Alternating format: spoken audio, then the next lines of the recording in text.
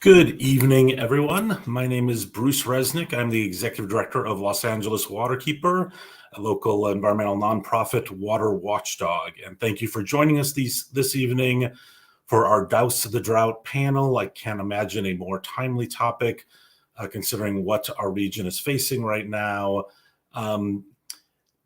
Today's conversation, and really is meant to be that with some of the leading thinkers around water here in the LA region. I'm going to first start with what today is not going to be. It's not going to be the problem statement. One of my critiques sometimes of the environmental community is we spend so much time talking about how dire the situation is and how big the problem is, we forget to focus on the solutions. And if you're tuning in this evening, you probably know how dire the situation is. So I lied a little bit. I'll give you, the 30 seconds of kind of how bad things are. We have been dominated for more than 100 years in the LA region by the visions of William Mulholland and Governor Edmund Pat Brown, focusing on what we call at LA Waterkeeper, the pump and dump approach to water, just spending all this money and energy and infrastructure, bringing water from throughout the West, using it once in our homes and on our lawns, and then dumping it out into our rivers, our creeks, and our oceans. And it's really had devastating impacts. It's what's grown the region in LA, but it's also had devastating impacts. It's had devastating impacts on the Bay Delta, on the Colorado River, on the Owens Valley. It's had devastating impacts on the health of our local waterways. It's a huge driver of climate change. The water sector is the #1 user of electricity in the state. It's expensive to invest in all that infrastructure. And more than anything, it leaves the region very vulnerable to water supply disruptions. And that's really what is now the problem. There was actually a similar panel earlier today at about noon, where one of the leading water experts, and this was called SoCal Water Dialogue, was talking about our water situation in LA. And I think in the first minute used the word scary, frightening, grim, and bleak. We all know how bad the situation is. The problem is, what are we going to do about it? And I'm always reminded, in a couple droughts ago, the sad joke was, when Australia faced their huge drought, they said, how can we never get into the situation again? When we in the States face a huge drought, it's when is it going to rain again so we can get back to normal? And that just isn't cutting it, because this is the new normal. And the panelists today are some of the great visionaries that we're going to be focusing on. What is that new future of water for LA? How can it transform the region? These are people that are practitioners, that are wonks, that are visionaries, that are nonprofit leaders, agency leaders. And, I like to paraphrase Mayor Garcetti, who's been a real leader on local water, and talk about a Mulholland moment, because we need that same kind of leadership. We need that same kind of big thinking and vision, but it isn't about one big great project. It's about the various strategies that we can do to be water secure. And so with that, I am going to turn over or start a discussion with our very first panelist, a longtime friend and ally, Adel Hajkhalil, who is the fairly new head, general manager of one of the most, if not the most powerful and influential water agencies in the nation, and a longtime champion of something that we are big advocates for, which is the One Water approach. We call it the 4R approach: reduce, reuse, recycle, restore, or local, climate smart, sustainable water, but the One Water approach. So with that, Adel, why don't you tell a little more about yourself and explain what is One Water? Thank you, Bruce, and thank you for your friendship and your leadership. Really, it's I come to Metropolitan as the new general manager, almost close to 6 months on the job, but I have 32 years of water experience, diverse experience, from wastewater, recycled water, stormwater, stakeholder involvement, integrated planning, coming together and building and resolving conflicts and building multi-benefit solutions. And especially when I led the efforts on stormwater program, Proposition O, and green infrastructure, and then getting, with your help, moving on Measure W and the county's help to get that on the plate. So I really believe, and this is something that's in my DNA, I'm a reformed engineer. I've been through rehab. I think smart, but also know about people. I need to build relationships and coalitions and support to move anything forward. And one of my great things that I worked on in my career at the city of Los Angeles, and is integrated planning for water, where we broke silos between us, wastewater program, recycled water, water management, stormwater and we brought it into a holistic integrated approach, because we know the big thing we need to do is connect the dots and drops. And if the supply and demand are so far apart, then it becomes difficult. And we were planning differently, and each one was planning the sewer system differently, but we know the demand for recycled water was somewhere else, and we were sending the sewage and it all the way down to Hyperion by the beach. But really the demand is up in the valley, in San Fernando Valley, and it makes it very difficult to pump it all the way up. So we worked really closely on many things, and that evolved into the One Water LA Plan 2040, which really moved the envelope on integrated planning, where through this effort, we moved on the expanding the recycling program at Tillman, working with our partners in Water and Power, but also replumbing the sewer system. So we are building a sewer that goes from the eastern part of the San Fernando Valley to the west part of San Fernando Valley, away from Hyperion, so we can get more sewage into Tillman plant in the Sepulveda Basin to recycle, reuse, so we can recharge. That's the thinking that we need to do. And we actually thought about some other things like satellite plants to find where the demand is for recycled water and get the treatment system close to it. That approach was something that I led, and it's became a national phenomenon, One Water effort. So now, as part of my leadership in Metropolitan, we are facing a huge challenge like we talked about. But the way we solve this is through this integrated, holistic, stakeholder-driven process that really pieces all the puzzle together. That's the One Water puzzle that we put together. So we need a diversified portfolio of water that's dependent on more conservation, which the 4 R's that you talk about, recycling, reuse. The groundwater basins have to be protected and restored and recharged. We need to build a system that connects our system, so no one area in the system we have is reliant on one source of water. Within 2021, we still have parts of our system that are dependent on one source of water on the state water project. That's not acceptable. That's not something that we should allow to happen. We need to diversify, because as long as we're dependent on one source of water, we're not moving forward. So the One Water plan is to engage everyone, to integrate, to innovate, and include people, to develop a plan to meet the gap and make it available to everyone through an open process, engaging process. And we're going to develop a plan starting in 2022, is developing the implementation plan to close the gap for us to be more self-reliant, locally sourced water here. And it all starts with the things that we need to do. So we're pushing the envelope on conservation, addressing leaky pipes, investing in underserved communities to reduce our consumption, we're going to help with the PFAS and the groundwater basins to ensure that nobody loses their groundwater supply, so we don't have to bring more imported water, and then use the groundwater basins for storage, for regional storage. We're going to build and partner on recycling with our partners in LA County Sanitation District, and with Martha and working with Paul in Water and Power on their plan, but really expanding the envelope of how we think about it and build storage.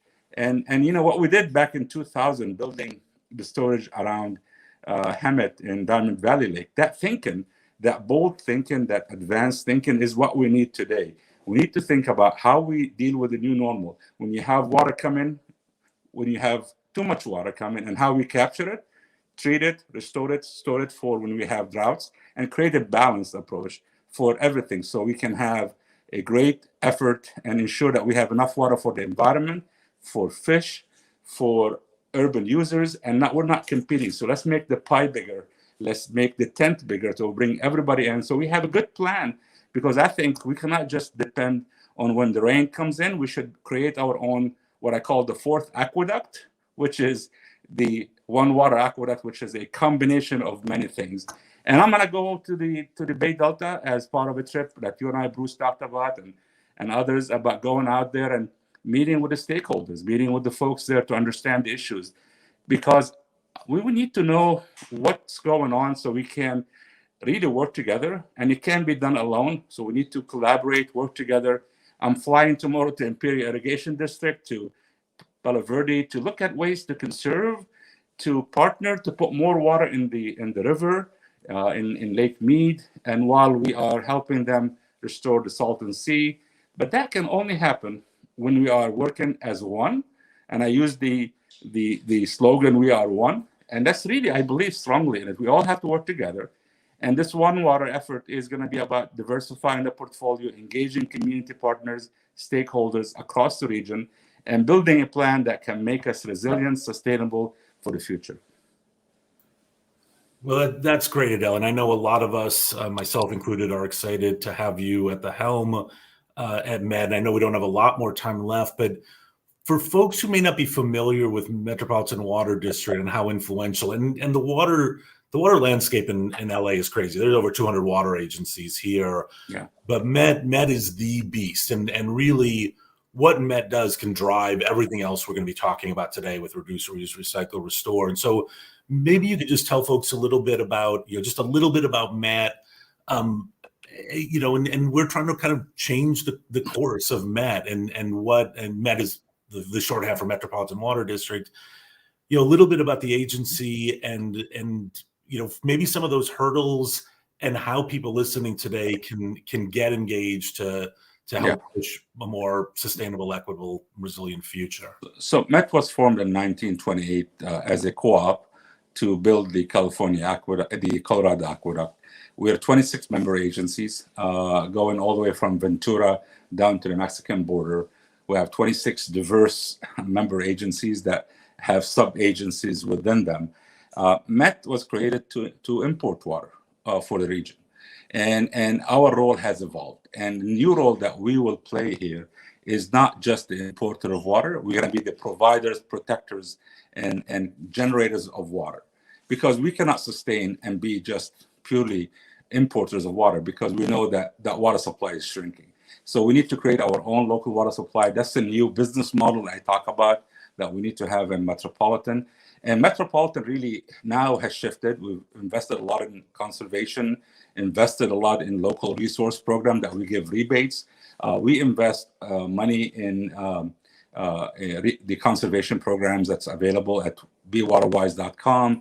We're expanding that now to include leaky pipes, include underserved communities. We're going to talk about policies of non-functional turf and how we can really expand the ability to remove grass and live the way we need to live, knowing that we need to be water wise.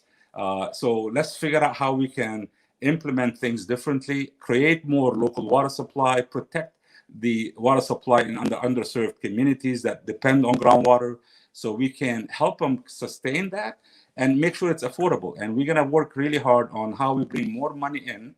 And your help can be is ensuring that investing in Southern California here in local water supply can help us all resolve the conflict in the Bay Delta, help resolve the conflict around the Colorado with the 7 states and the 5 tribes and the 2 countries that we have dealing with. And I'm saying is let's figure out how we invest. And I think we can make the pie bigger and we can make the tent bigger to include everyone to help us. And we're working really hard right now on emergency actions to ensure that we are dealing with this drought. And you said something clearly profound, Bruce, is we cannot wait till the next rain. Our new normal has to be right now is planning for the future, the new normal. And this is what I'm going to work on with my team, my staff for Metropolitan. You're seeing a new Metropolitan now that's collaborating with each other. We're reaching out to our partners up north, along in the Imperial Irrigation and Palo Verde to conserve water and put more water in Lake Mead and the river, put more water in the river up in the Delta area, and how we can help restore the life. We cannot just be focused on adequate water supply without taking care of the environment and our habitat and the fish. So, but we need to create a balance, and it cannot be done overnight. So we need to invest in local water supply. Storage is critical for us, connectivity and moving water around. And every drop we can save today is something we can store for tomorrow. And this is the new concept that we're going to have. And I'm excited about moving that forward. And the new Met that I think is going to be it's not a beast, it's going to be somebody that's going to be a partner with you. And we're going to be working and putting all the resources on the table to help everyone move forward. Thank you, Adele. And your last point about every drop saved is a nice segue.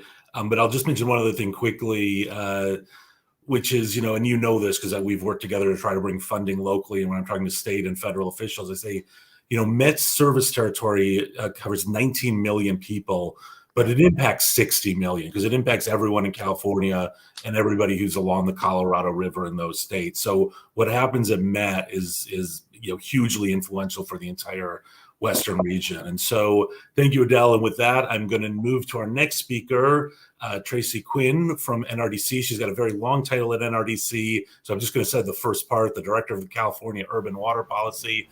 She is also one of Adele's bosses because she is on the Met board. So I know Adele wouldn't want to cut you short at all. She is also the Queen of Conservation, I think, in LA and California. So with that, she is going to talk about the first of the R's, and there's a reason it's first, which is reduce, or conservation and efficiency. So Tracy, if you want to just give us a little bit about yourself and then start off with why is conservation priority number one? Sure. Well, you already gave away my title and my claim to fame of being Adele's boss. In addition to that, I'm a civil engineer. I've been working in the water industry for 20 years, the last 10 years at NRDC, working on water policy here in California, specifically climate adaptation and resilience with a focus on water efficiency and conservation. So thank you so much for having me here today. I'm so excited to get to talk to you guys all about what we've been doing here in California. Did you want me to talk a little bit about why it's so critical for us to conserve? Yes, why that is our number one priority of the 4 R's. There are so many reasons why it's important for us to conserve. One, it makes us more resilient to drought. As Adele talked about, in wet years, every gallon that we save gets banked in storage. And in dry years, water efficiency allows us to stretch those reserves so that we can make it through the longer, hotter droughts that we're experiencing with climate change. Second, saving water saves energy. In your home, using hot water more efficiently means you can not only lower your water bills, but your energy bills too. In the state, pumping, treating, and heating less water means reducing the carbon footprint of our water supplies and helps us meet our climate goals. And in fact, during our last drought, when we saved 25% of our urban water demand, we actually saved more energy during that time period just from water conservation than all of our energy efficiency programs combined. So water efficiency can have a huge impact on climate adaptation and mitigation. Next, saving water means that water utilities can defer, reduce in size, or eliminate the building of new water supplies, all of which ultimately save customers, ratepayers money in the long run. It reduces pressure on our natural systems, on our rivers, fish and wildlife, and the incredible ecosystems that make California so special. And finally, conservation and efficiency are the cheapest and fastest ways for us to meet our demands. It takes years, sometimes decades, to build new supplies like recycled water systems. But tomorrow, every person in Southern California could take 1 minute shorter shower and we'd save 40 million gallons of water. So it can play a huge role, and it's really important to making sure that we're not only more resilient to drought, but that we are maintaining the affordability of our water supplies as well. Excellent. So tell me, how have we been doing in the LA region on conservation, and what more can and must we be doing? So I'm asking you all these compound questions. We've been doing a lot here in Southern California. We have improved efficiency quite a bit. Here in Los Angeles, we use less water now than we did in the 70s, and we've grown by more than 1 million people. So we've done a lot, but there's still so much more to do. People use per capita metrics, and they're in a lot of goals and plans, but it's a really challenging metric for figuring out how efficient we really need to be. What I would focus on is making sure that we have the most efficient products and appliances in people's homes, and that we are transitioning away from thirsty turf and high water using plants. It's just absolutely wild and a shame that we are using as much as 60% of our drinking water to water our landscapes, especially as we're seeing the water supplies in the Sierras and the Colorado diminishing over time, we're going to have less water available to us.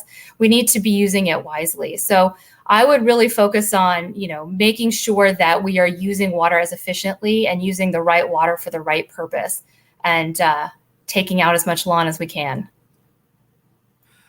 Excellent. Well, we still have a couple minutes with you. That would be a great segue to Robin, who's next. So we're going to hold that segue for a second. Let me just add, what are some of the tools that are available for folks to do better on conservation, and yeah, how can the people watching this today sort of take advantage of those opportunities? Well, there's, first and foremost, rebates and incentives. The Metropolitan Water District has a wide variety of rebates and incentives that we offer, from direct install of toilets for multifamily housing to, I think we just increased the rate to $3 or $4 per square foot to remove the turf in both residential and commercial properties. There's lots of rebates and incentives out there. We also have the Model Water Efficient Landscape Ordinance, which cities can use to make sure that new and redeveloped landscapes are designed to use a smaller water budget. We have new building standards, which make sure that new buildings in California are as water efficient as possible. Those are complemented by product standards that we passed here at the California Energy Commission in 2015, which means that you can only buy water efficient toilets and showers and faucets here in California. And every year they're adding new products to that list. There's also some really cool new technologies coming on the market that you can install on the water line to your home that tell you how much water you're using, when you're using, whether or not you're using it efficiently, and whether or not you might have a leak. Those are really cool, and I highly recommend, if you have the means, installing one. It's also really cool to see on the app and track your water use. And we have statewide goals. We're in the process now of implementing legislation that was passed in 2018 to make water conservation a California way of life. This is going to give every water supplier in the state a budget for water use that will allow us to determine, based on local conditions, how efficiently is water being used in that community. And finally, we have rates. Tiered and budget-based rates can send a price signal to customers, which help to encourage conservation. So there are a lot of tools out there. For the folks at home, I would say, check out your water district's website, see what rebates and incentives might be available to you, and go look for the new technology that's out there to track your water use. I think that's great. Some things you might notice that we're missing from that list that I think are areas for improvement that I just wanted to get to in my limited time here. And that's, we really need low-income rate assistance to complement our conservation and efficiency programs. We've seen pushback in some places against conservation because reduced demand can, in some instances, lead to increased rates, particularly if the rate structure doesn't adequately account for improvements in efficiency. Typically, if you reduce your water use and your rates go up, then your bill will stay the same. So you won't see an impact at home. But for low-income households that might be using water as efficiently as they can with the appliances that are in their home, we really want to make sure that they're not penalized by increased rates. That also leads me to the fact that traditional rebate and incentive programs that require customers to front the cost for new plumbing fixtures and appliances and then wait weeks, sometimes months, for a reimbursement, and that can be really out of reach for low-income households. So we really need to start targeting more and designing more water efficiency programs to be able to get more efficient plumbing products and appliances into low-income households. MET, as I said, has a really cool program that we piloted and just increased the funding for that allows us to do direct install of high efficiency toilets in multifamily housing. I'd really like to see more of that across the state. Some water suppliers think that Prop 218 prohibits them from doing this. So really important for us to get some additional funding from the state in order to make sure that we have these types of programs available to communities throughout California. So any way folks at home want to advocate to their local electeds and, and to the governor that we really need to start targeting some funding at water efficiency in low-income communities and low-income households. Yeah, no, all excellent points, and something I know your group and our group and a lot of folks are working on both at the state and the federal level. So that's excellent, Tracy, and that is a good lead. And I'm trying to go between all the different comment streams. I know there's a lot about native plants, which is actually, again, a great lead into our next speaker. So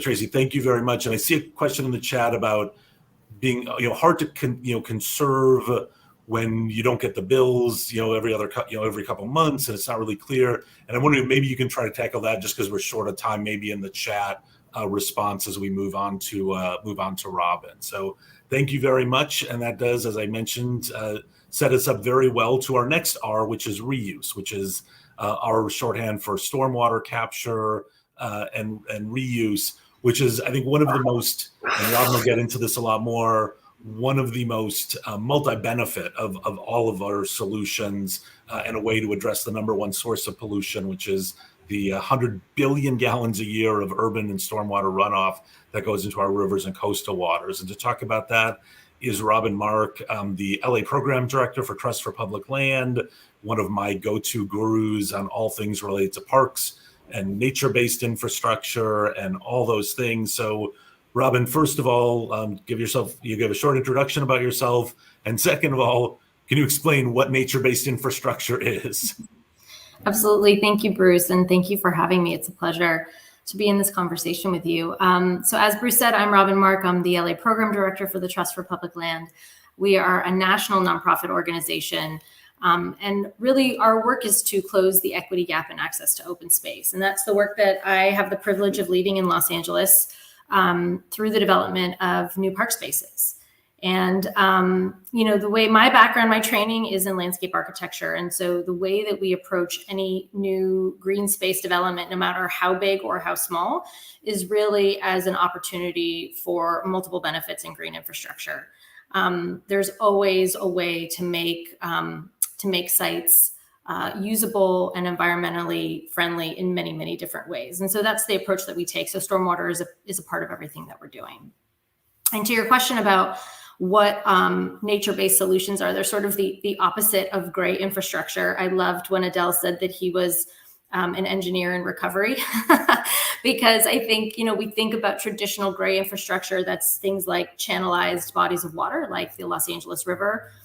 Concrete was poured to get the water through and out to the ocean as quickly as possible. And that's sort of, the old way of thinking, out with the single purpose infrastructure and in with the multi-benefit infrastructure, or the multi-benefit infrastructure. And nature-based solutions are really utilizing nature to create those multiple benefits. There's sort of a step in the middle, we like to call green infrastructure. And that's where we're using, designed and engineered systems, but they're more similar and they mimic nature-based solutions more readily.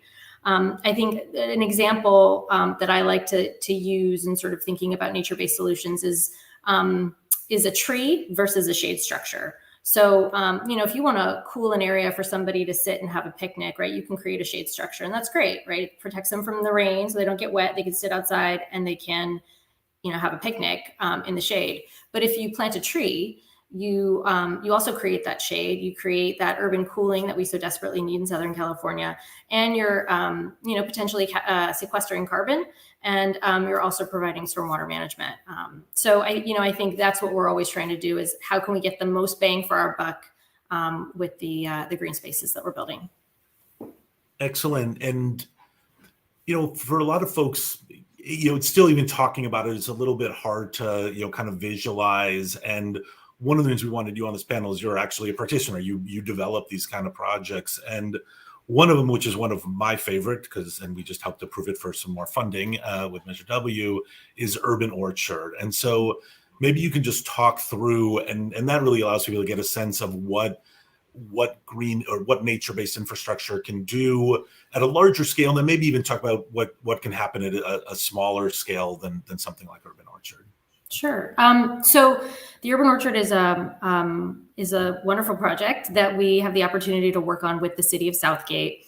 Our phase 1 is 7 acres adjacent to the LA River in Southgate. This is vacant land. So 7 acres of vacant land in LA County to begin with is hard to come by, especially if it's not heavily contaminated, which it is not. So it was really sort of a blessing that Southgate brought us in. And what we're doing there is, again, trying to squeeze as many benefits for the community and the environment as we can into that 7 acres. And so it really started with this idea of creating an orchard, urban agriculture for the community. Let's develop a space where we can educate children about urban agriculture, we can harvest food, and it can be used for community benefit. But the site also happens to have a single purpose storm drain channel called the Bandini Channel that runs through it. And it dumps water. It's all urban runoff. And it dumps all of that water and all of the trash and debris that collects in that channel out into the LA River, just a few 100 or so feet south of the urban orchard. And so what we're doing is we're going to actually capture all of that urban runoff.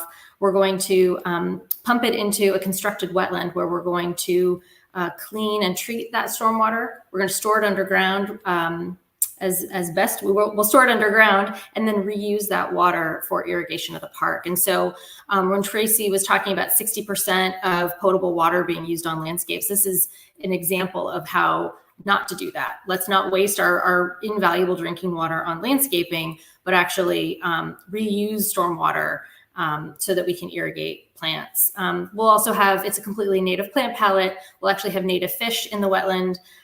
We've worked with some Tongva elders to help design the site to also just to recognize the land in which the site sits upon as Tongva land.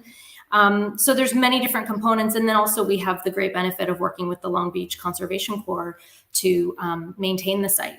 So it has a lot of different elements. Like I said, as many elements, as many benefits as we can squeeze into a park, we want to do that with obviously managing our stormwater and supporting our climate goals at the same time.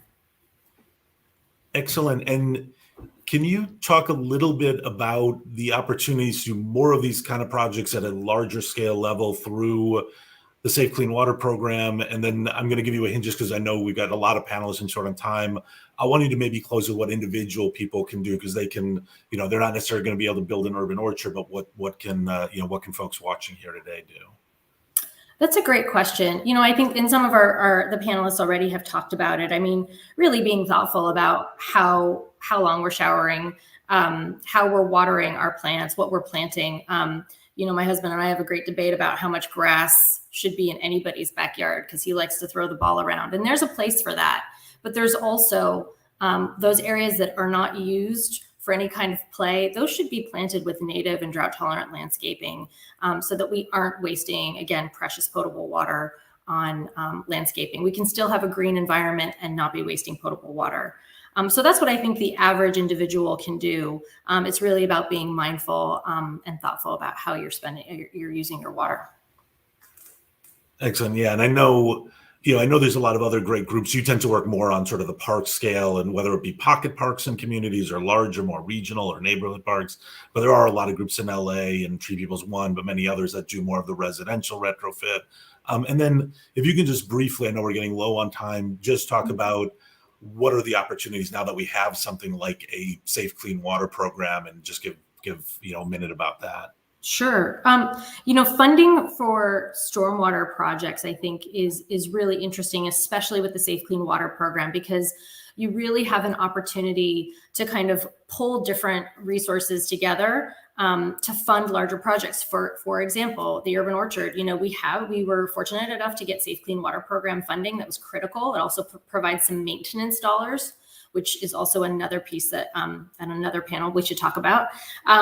But I think with the local and state funding that we have in the state of California, we are really fortunate to be able to build these multi-benefit projects from various sources of funding. And I think we should really be looking very closely at Safe Clean Water, Measure A, and then some of the other great programs that are coming out through the state in the governor's new budget.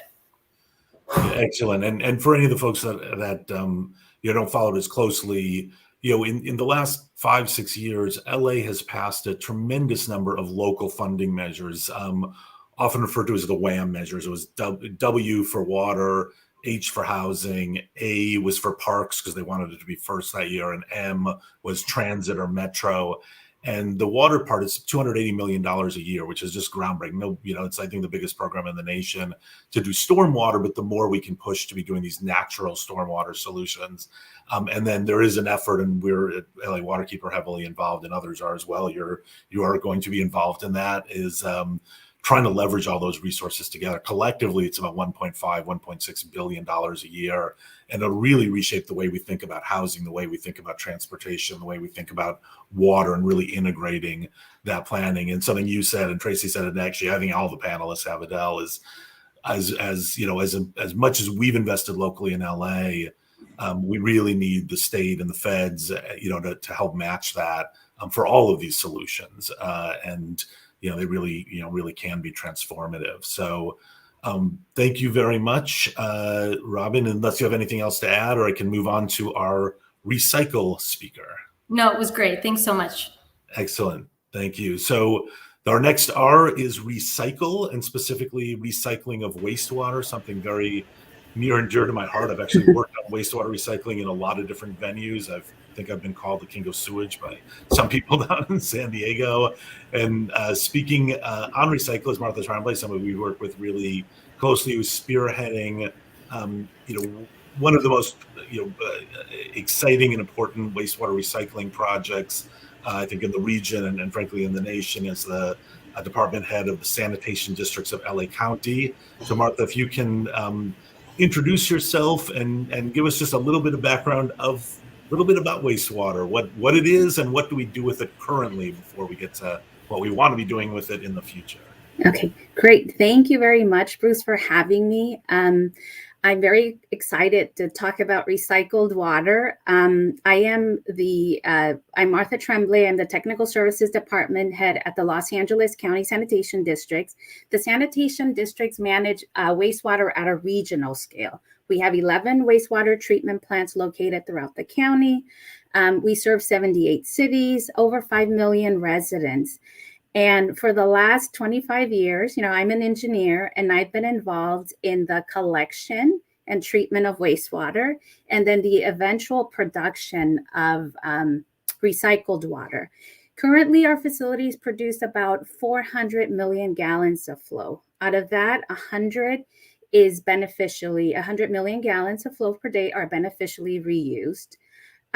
We actually built our facilities upstream where reuse could occur. But now what we have is our largest facility is our only ocean discharge facility. It's currently producing about 250 million gallons of flow that is going to the ocean. So we're excited to be working with the Metropolitan Water District to see this water actually beneficially reused. But, I'll start off in terms of, what is wastewater, right? Wastewater is this water that we use in our homes, businesses, industries. Anything that goes down the drain is going to go into the sewer system, right? Completely separate system from drinking water, storm water. Within the sewer collection system, it's going to go to a treatment plant. At a treatment plant, we use a combination of physical, chemical, biological processes, right, to clean that water. Most facilities treat that water, clean it to be able to discharge it to the ocean, to inland surface waters. Some facilities provide additional treatment so that we can beneficially reuse it. If you have seen signs that say irrigated with recycled water, reclaimed water, that is water that has been treated at a wastewater treatment plant that meets the requirements for it to be beneficially reused. So, these systems are purple pipe systems. They're completely separate distribution system. And, historically, like I said, we've built reuse upstream near where reuse could occur, because since you need two different distribution systems, it's better to build it near where the use can occur, right? Of the 100 million gallons of flow that we're currently reusing, 60% is actually not used for irrigation. Most of the sites are irrigation sites, but our largest use is actually groundwater recharge, which is basically using tertiary treated water to augment our groundwater supplies. And we do it in a low-tech process out in the Montebello Fort Bay area, down the Whittier Narrows area, where we have 3 facilities where our treated, our recycled water that meets requirements for reclamation, for use for groundwater recharge, it's discharged, it's sent into what we call spreading grounds, big basins, sandy bottom, flow goes through. And as this recycled water is going through, it's actually getting additional polishing, additional filtration that we call soil aquifer treatment. And from there, it becomes part of the groundwater supply initially it'll blend in, and after some time, it'll actually get pumped out of a groundwater, drinking water well. So indirectly, it's become part of our potable water supply. Yes, we love our acronyms. That's IPR in our world, indirect potable reuse. So why don't you tell us then, what are the plans that the sanitation district, and Adele alluded to it in his first comments, what are the plans with the regional recycled water program over at the Joint Water Pollution Control Plan at Carson? I love saying very long title. Yes, so the sanitation districts rely on water agency partners, right? We are just a wastewater agency, and our water agency partners are the ones that have the authority, right, to distribute water. We currently have like 30 agreements with different water agency partners. The Joint Water Pollution Control Plant in Carson is our largest facility.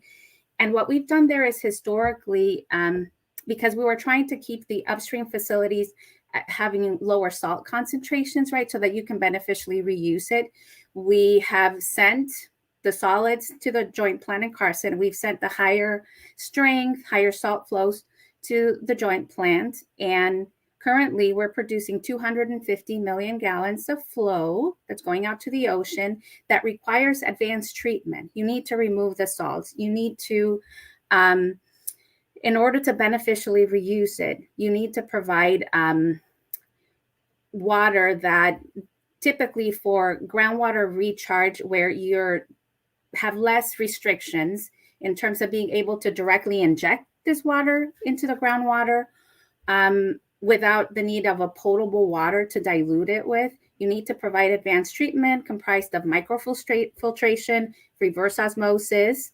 And if you're familiar with reverse osmosis, right, takes everything out. And just in case something got past it, you do UV, right, to remove some of the trace compounds, and then advanced oxidation to make sure that this water is basically purified, and it's so purified that you actually have to add minerals back in. And basically, what we propose to do in Metropolitan is provide advanced treatment for this water to produce 150 million gallons of flow that would be pumped upstream to the groundwater basins that need it. There's the West Coast Basin, the Central Groundwater Basin, the main San Gabriel Basin. All these groundwater basins are at pretty low levels.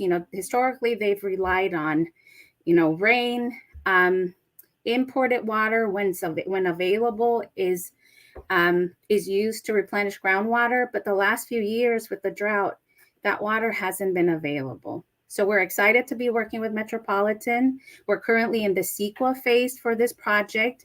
We think, this water is a new source of water, right? It's currently going to the ocean. Now, this water is available.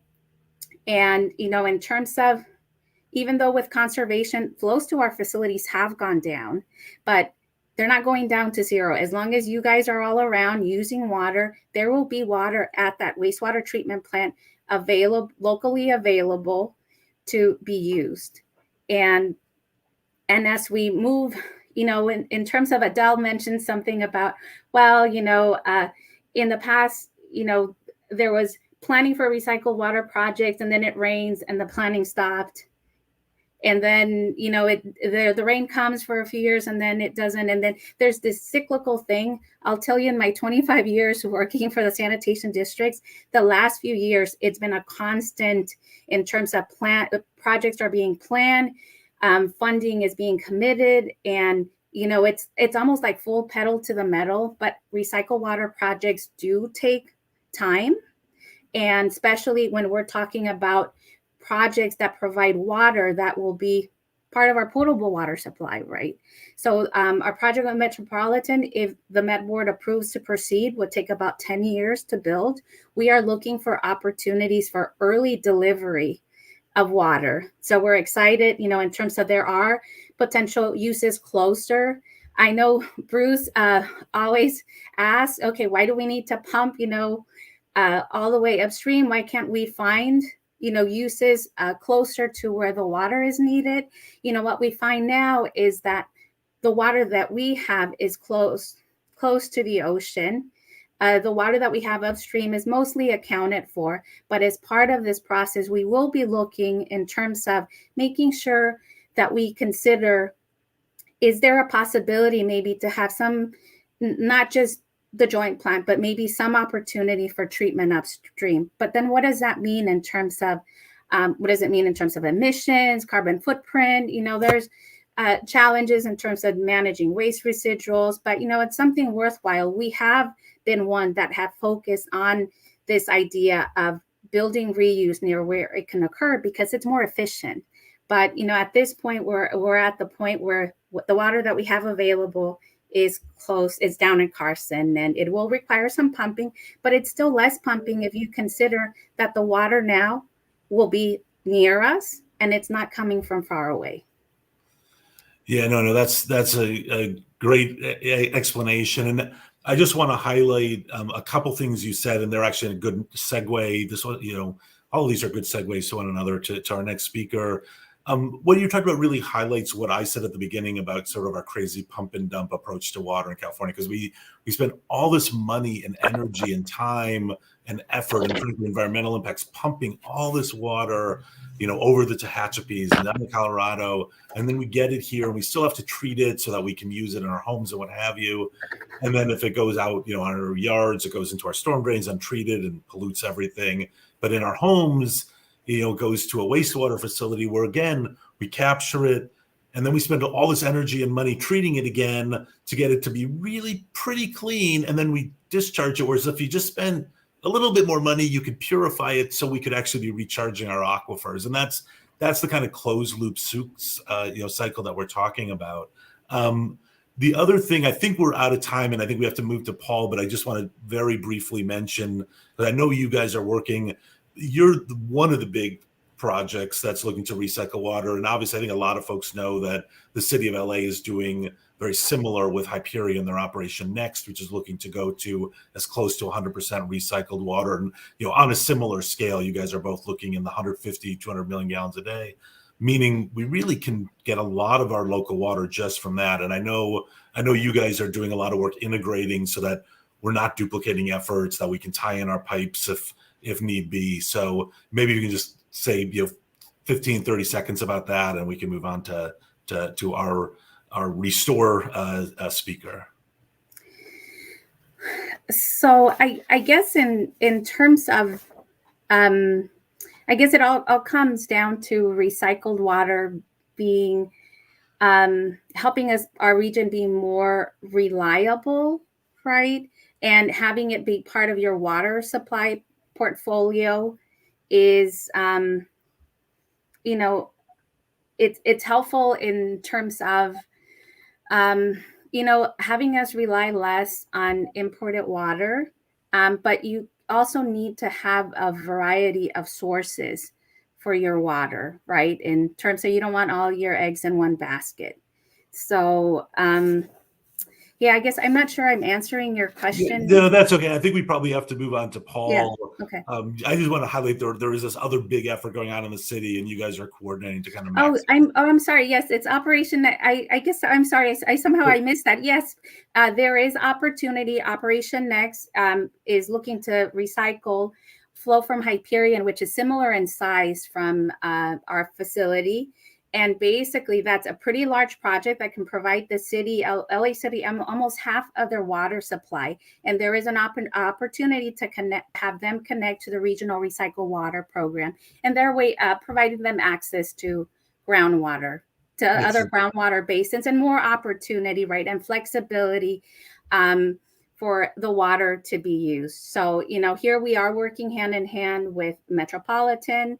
LADWP, we need to stay coordinated in terms of making sure that there's no impact in terms of you have water from two different sources coming together, making sure that there's no issue in terms of water quality wise and things that we hear in the news, right, in terms of unintended consequences. And then from there, making sure that that we understand where are the groundwater basin needs. And, you know, in terms of when groundwater comes there, it's complicated in terms of pumping, in putting the groundwater in and pumping it out. And it does involve pretty complex agreements between different parties. And that's a perfect segue to our next speaker, Paul Liu from LADWP. He's got a title even longer than Tracy, so I'm not going to try to do it there. It's up there. And you've already heard a lot of speakers talking about groundwater being this really essential thing, because it's where we're going to put our recycled wastewater. It's where we're going to put a lot of our captured stormwater. And I think one of the kind of great untold stories about what we're doing with local water is the efforts of LADWP and other agencies like Water Replenishment District to start cleaning up our existing groundwater sources and allow more of this water to come in. So, Paul, why don't you tell us a little bit about yourself, and then just start with kind of what is groundwater, because not everywhere has groundwater. Sure.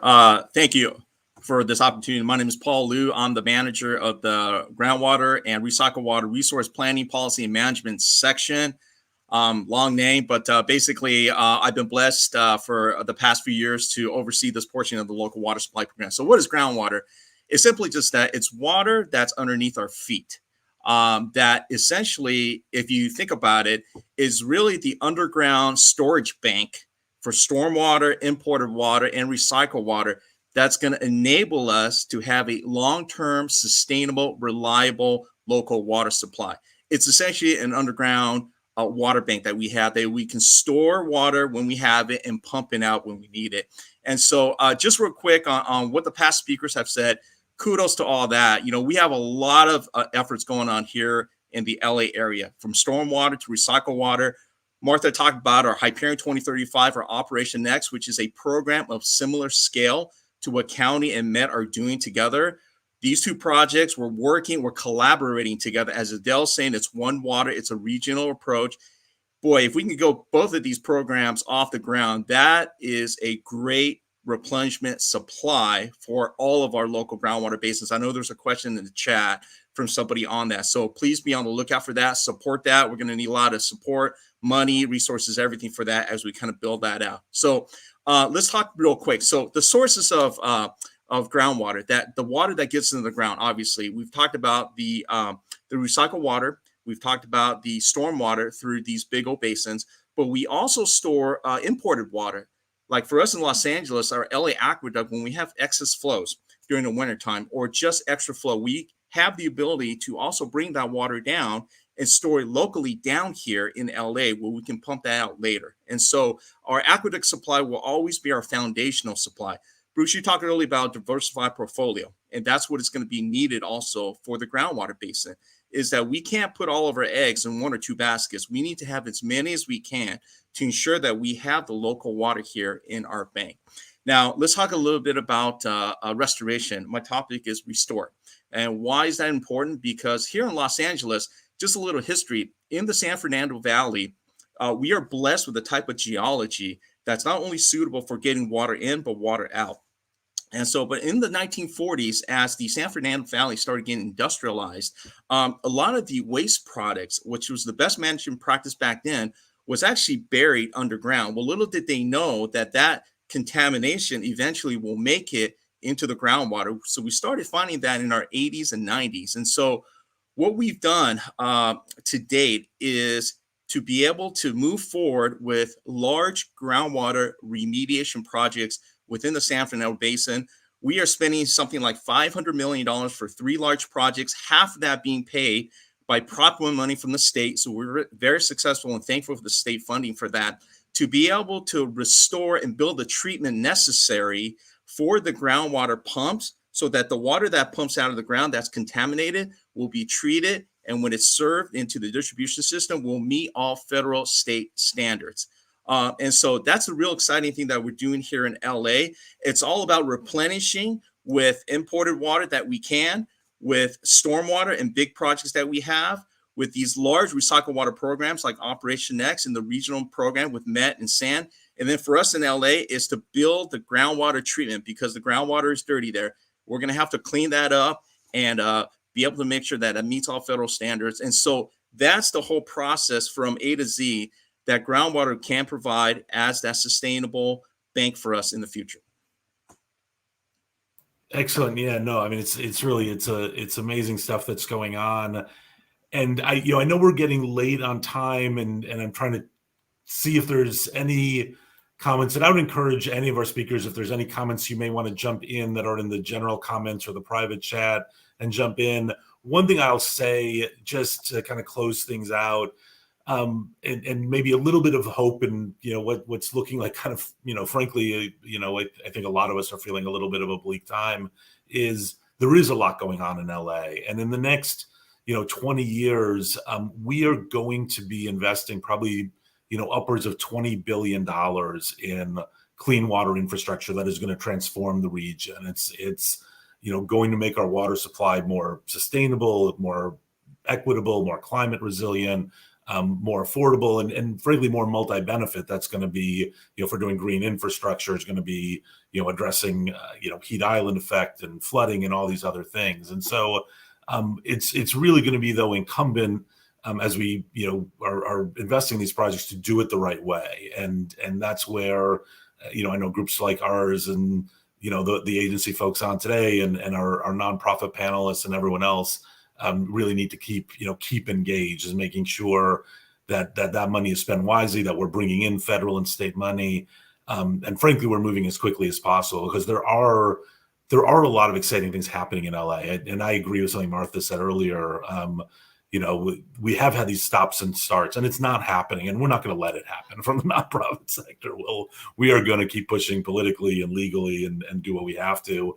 But I don't think we are seeing that, but it feels very much like a race against time. And so I just want to thank our panelists for, not only coming out and speaking today, but for all your leadership and work going on in this sector, and all these exciting projects. And I want to just thank all of the people that joined in.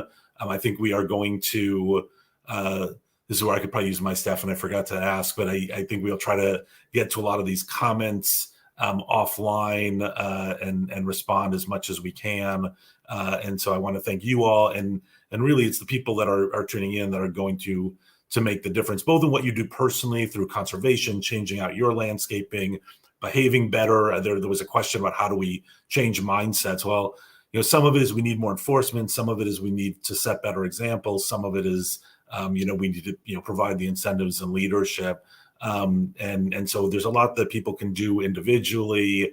Kelly Shannon is putting in my chat. LA Waterkeeper is going to be relaunching a campaign coming in summer called Grass Holes, which is focused on what folks can and should be doing and not be doing with their lawns. And so there's everything individually folks can do, but also the collectively is really making your voice heard at places like LADWP, places like MET, your local water agency, the city of LA, the county, the sanitation districts.